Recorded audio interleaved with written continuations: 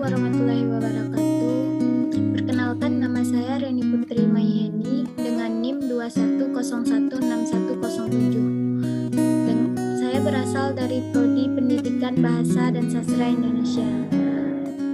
Baiklah, pada kesempatan kali ini saya akan mempresentasikan mengenai analisis permasalahan pendidikan, yaitu untuk pemenuhan nilai ujian akhir semester mata kuliah dasar-dasar ilmu pendidikan dengan dosen pengampu Ibu Anes Fitria.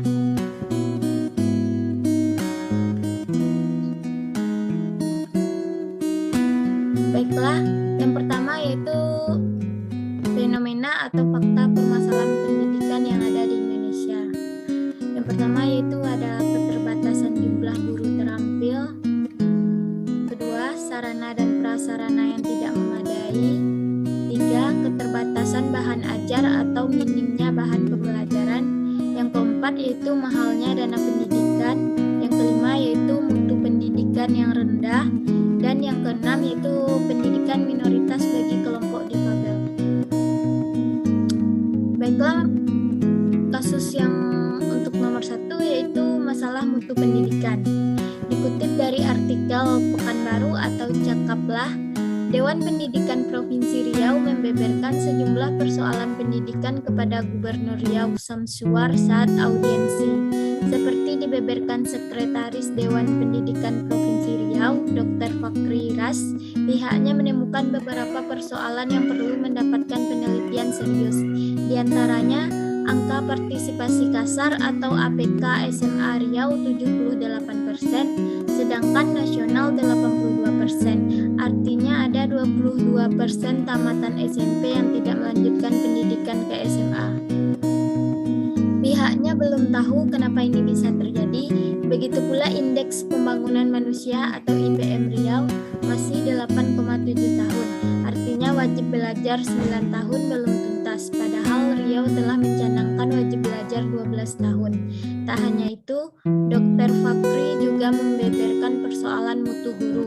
Menurutnya, hasil uji kompetensi guru atau UKG Riau baru mencapai rata-rata 5,4, padahal Kemendikbud telah menetapkan harus mencapai 8. Hasil ujian nasional kita beberapa tahun terakhir juga terjadi penurunan.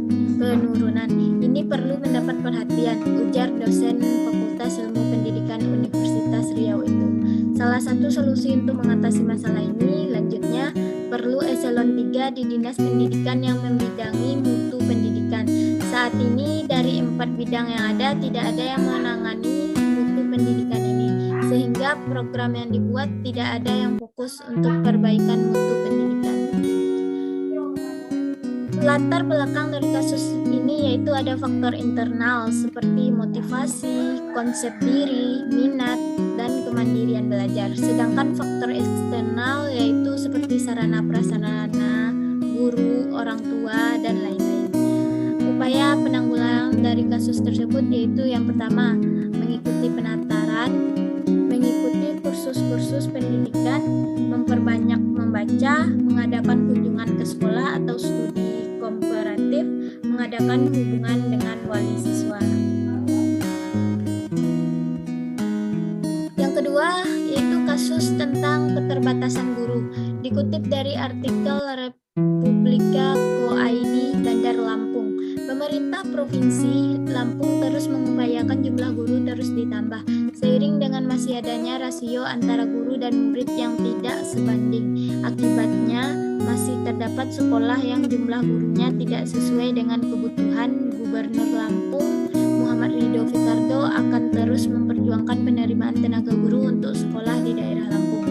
Saat ini jumlah guru di Lampung masih kurang, kata Kepala Bidang Humas dan Komunikasi Publik Pemprov Lampung, Heriansyah, di Bandar Lampung pada hari Senin. Menurut dia, gubernur masih konsen dengan perekrutan tenaga guru untuk sekolah-sekolah yang berada di daerah dan pulau-pulau terluar di wilayah Lampung. Pasalnya masih banyak sekolah di daerah dan pulau-pulau yang kekurangan guru sehingga belajarnya harus merangkap. Adapun upaya penanggulangan yang dapat dilakukan yaitu Dinas Pendidikan harus bisa melakukan pemetaan dan melakukan pemerataan penyebaran guru-guru. Dengan begini, maka sekolah-sekolah yang diambil solusinya. Dengan demikian, terpenuhnya fasilitas bagi para guru dan sarana prasarana pendidikan di wilayah pedesaan pedalaman Lampung, maka kualitas dan kuantitas guru bisa terpenuhi sehingga akan mengurangi secara signifikan kesenjangan kualitas hasil pendidikan antara wilayah perkotaan dan pedesaan di pedalaman Lampung.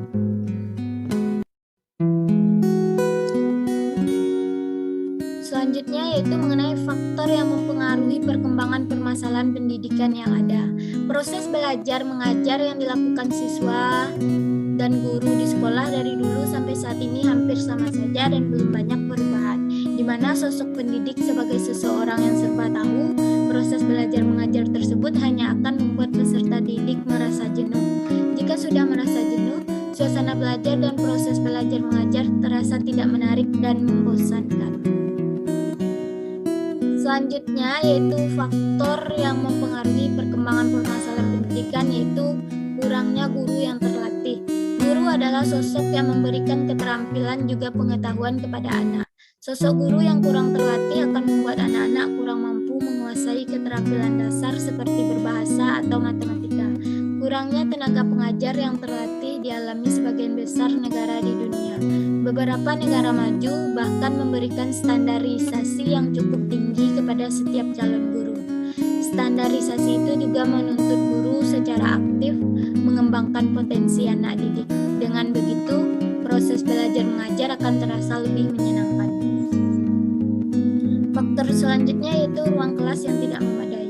Ruang kelas yang layak dan memadai menjadi faktor pendukung untuk mewujudkan suasana belajar yang nyaman bagi siswa.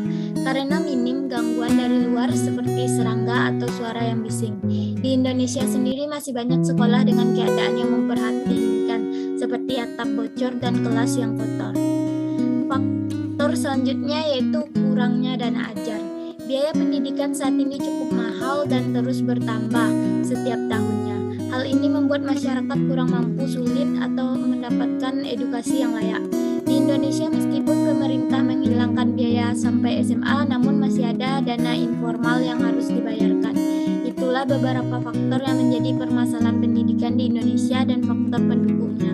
Masalah pendidikan merupakan masalah yang cukup serius karena masa depan Indonesia berada di tangan generasi muda. Jika calon penerus bangsa tidak mendapatkan edukasi yang layak, Indonesia akan sulit menghadapi persaingan global. Nah, di tengah pandemi saat ini, permasalahan pendidikan di atas semakin bertambah, di mana saat ini proses mengajar di sekolah dihentikan dan diganti dengan sekolah secara daring atau online. Untuk mengajar daring inilah banyak siswa dan guru yang kesulitan, mulai dari kurangnya fasilitas hingga minimnya pengetahuan guru dalam melakukan aktivitas sekolah secara daring. Selanjutnya yaitu upaya penanggulangan permasalahan pendidikan yang dapat dilakukan, yaitu sebagai berikut. Yang pertama, pendidikan harus senantiasa diperbarui atau direnovasi sesuai dengan perkembangan yang terjadi di luar bidang pendidikan itu sendiri. Misalnya kurikulum harus fleksibel jika perlu diperbaharui. Kurikulum jangan mengakibatkan para pelakunya, siswa atau anak didik selalu tertinggal dibanding dengan kemajuan iptek di luar dunia pendidikan tersebut. Yang kedua yaitu pendidikan bersama bidang terkait harus berusaha menahan laju pertumbuhan penduduk atau pendidikan harus mencari sistem baru yang dapat melayani semua orang yang memerlukan pendidikan. Yang ketiga yaitu aspirasi masyarakat terhadap pendidikan didukung dan didorong terus agar lebih meningkat lagi. Dan yang keempat, sistem pendidikan meningkatkan peran atau fungsinya sebagai pengembangan kebudayaan di seluruh pelosok tanah air.